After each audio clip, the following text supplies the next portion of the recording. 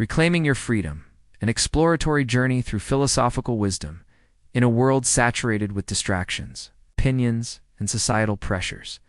How do we truly reclaim our autonomy and live authentically? The cynic philosopher Diogenes of Sinope, often remembered for his unconventional life in a barrel and his lantern-lit search for an honest man, didn't prescribe a one-size-fits-all lifestyle.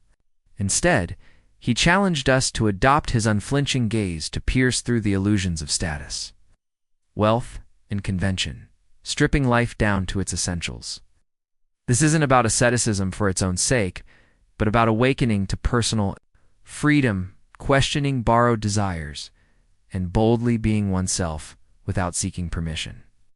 Drawing from a rich tapestry of philosophical traditions, we'll embark on an exploratory journey through the ideas of key thinkers: Buddha, Marcus Aurelius, Lao Tzu, Jean-Paul Sartre, Albert Camus, and Friedrich Nietzsche. We'll delve deeper into their core concepts, weaving in historical contexts, additional quotes, and insights from related philosophers like Scren, Kierkegaard, Epicurus, and others, to illuminate paths towards self-focus and inner liberation. Buddha, embracing the fluidity and impermanence of self. At the heart of Buddhist philosophy lies a profound inquiry. Who are you beneath the layers of societal constructs? Siddhartha Gautama, the Buddha, who lived around the 5th century BCE in ancient India, taught that our conventional sense of self is an illusion. The doctrine of Anatta non-self posits that there is no eternal, unchanging soul or ego at our core. Instead, what we perceive as I is a transient aggregation of 5 aggregates: form, physical body, sensations, perceptions, mental formations, and consciousness. These elements are in constant flux, interdependent, and conditioned by external factors. Complementing this is Anatta impermanence, which asserts that all phenomena, including our thoughts and identities, are ephemeral. Nothing endures unchanged. Even the cells in our body regenerate. Our beliefs evolve with experience, and our emotions ebb and flow. Buddha illustrated this with metaphors like a chariot, which is merely a collection of parts without an inherent chariotness, or a river that appears continuous but is ever-renewing water. Resisting this impermanence, clinging to a fixed self-image, says this: I am a failure based on past mistakes, or I must be successful. Per societal standards fuels dukkha suffering. To explore this further, consider how modern neuroscience aligns with Buddha's insights. Brain scans show that our sense of self arises from neural networks that are plastic and adaptable, not rigid. The 20th century Buddhist teacher Thich Nhat Hanh expanded on this, saying we are not limited by our past or by our future. We are a river of sensations, perceptions, and feelings. Practically, meditation such as vipassana, insight meditation, invites us to observe thoughts non-judgmentally. Sit for 15 minutes, labeling thoughts as planning, remembering, or judging, and notice their transience. This detachment diminishes the power of external validation. Why seek approval for a self that's illusory and ever-changing? Moreover, Buddha's Four Noble Truths guide us. Recognize suffering, so understand its origin in attachment, cease it through letting go, and follow the Eightfold Path for ethical, mindful living. By releasing labels and embracing change, we gain freedom. As the Dalai Lama notes, the more you are motivated by love, the more fearless and free your action will be. This inward turn fosters compassion, not isolation, allowing us to engage the world without being enslaved by it. Marcus Aurelius, mastering control amidst chaos. Imagine ruling an empire plagued by wars, pandemics, and betrayals, yet maintaining inner tranquility. Marcus Aurelius, Roman emperor from 161 to 180 CE, embodied Stoicism through his personal journal, meditations, written amid campaigns. Stoicism, founded by Zeno of Citium in the 3rd century BCE, emphasizes distinguishing between what we can control, our judgments, desires, and actions, and what we cannot, external events, others' opinions, or fate. Aurelius advised, choose not to be harmed and you won't feel harmed. Don't feel harmed and you haven't been.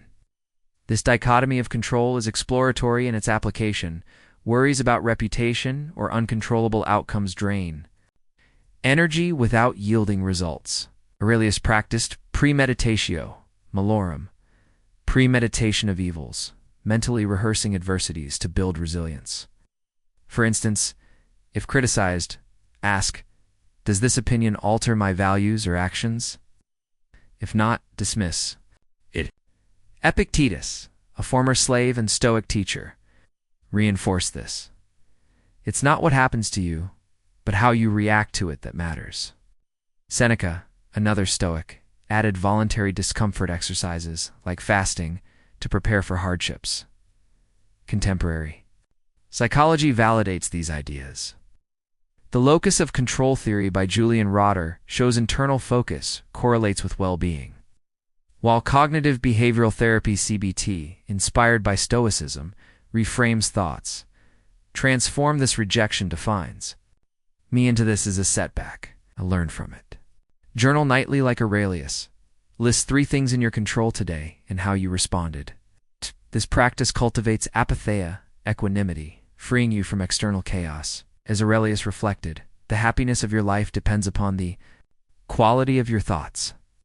By ignoring the uncontrollable, you harness power for self-directed growth. Lao Tzu, harmonizing with the natural flow of existence. In the ancient Chinese text, Tao Te Ching, attributed to Lao Tzu's 6th century BCE, we find a philosophy of effortless harmony. The Tao, or the Way, represents the fundamental ineffable principle underlying the universe, a dynamic balance of opposites, yin and yang, that flows naturally. Lao Tzu observed, life is a series of natural and spontaneous changes. Don't resist them, that only creates sorrow. Let reality be reality. Central to this is Wu Wei, often translated as non-action or effortless action. But it's not laziness, it's acting in alignment with nature's rhythm, like a bamboo bending in the wind rather than breaking. Explore this through analogies. Water, soft and yielding, erodes the hardest rock over time.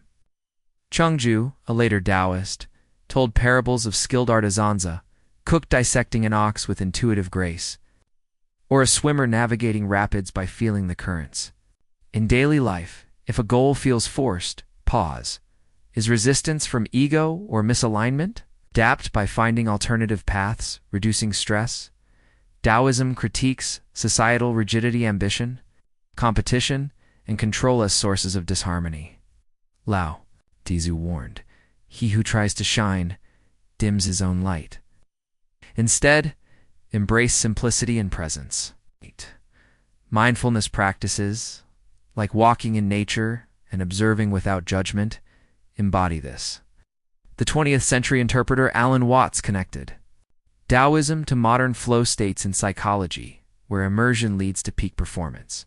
By flowing with life, you detach from external judgments. Opinions are like passing clouds, irrelevant to your inner peace.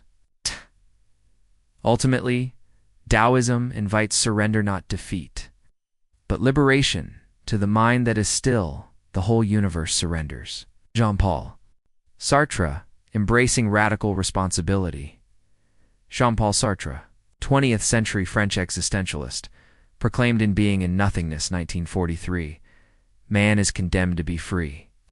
Existentialism asserts that existence precedes essence. We exist first, then define ourselves through choices, without predefined purpose. This freedom is daunting, leading to angst.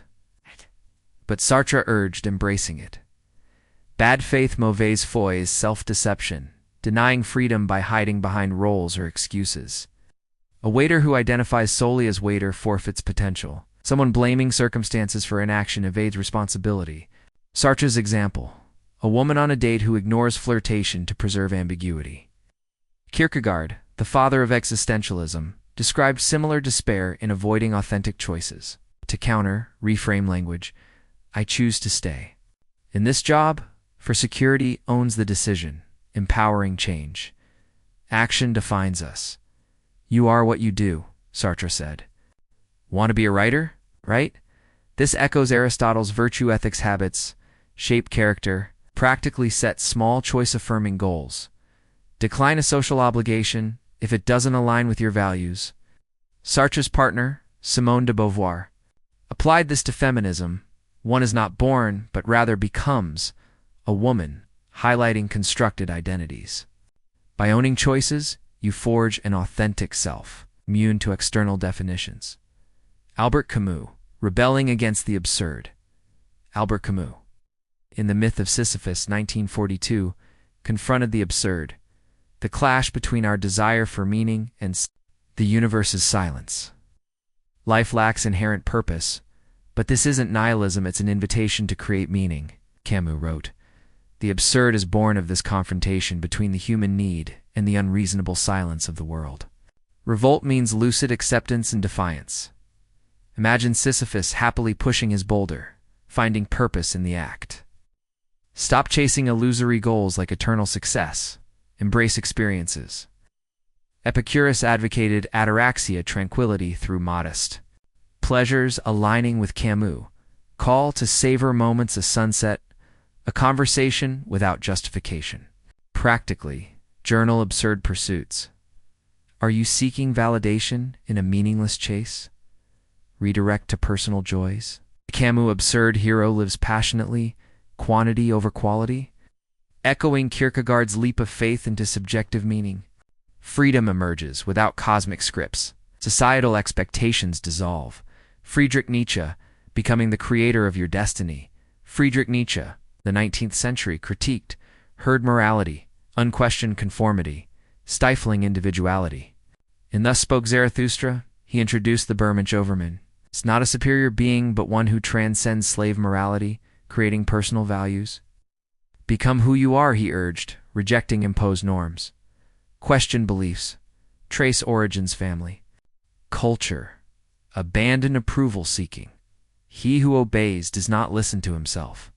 Embrace wholeness, including shadow aspects. Anger is fuel. Define success personally, not wealth, but self-mastery. Embrace struggle. What does not kill me makes me stronger. From Twilight of the Idols, Nietzsche's eternal recurrence. Live as if reliving forever tests authenticity. Influenced by Schopenhauer's will, yet optimistic. Nietzsche inspires self-creation through bold experimentation.